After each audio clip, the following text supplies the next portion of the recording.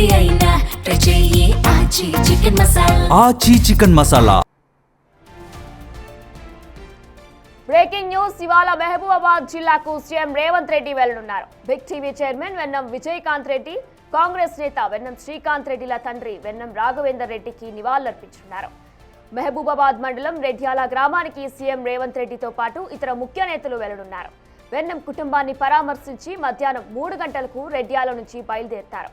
అక్కడి నుంచి మధ్యాహ్నం 3:30 దేవాదల ప్రాజెక్టుకు చేరుకుంటారు. దేవాదల ప్రాజెక్టు సందర్శించి అక్కడే ఇంజనీర్లతో సమీక్ష నిర్వహిస్తారు సీఎం.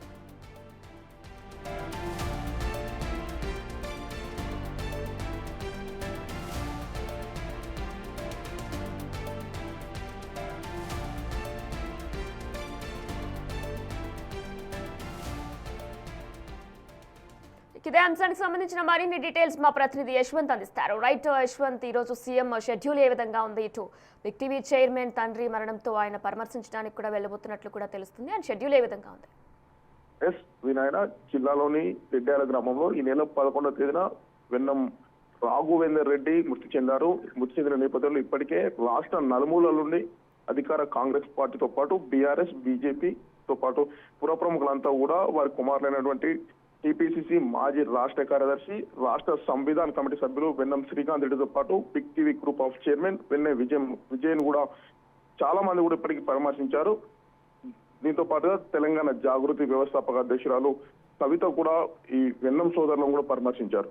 ఎమ్మెల్యేలు, ఎమ్మెల్సీలతో పాటు ఎంపీలు, మాజీ ఎంపీలు కూడా పరామర్శించారు.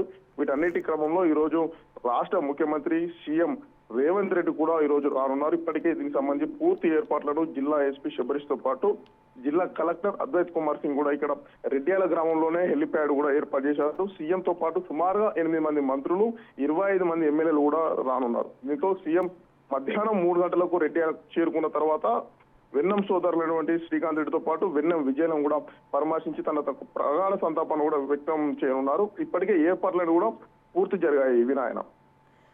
Right, Ashwin. Thanks for the details.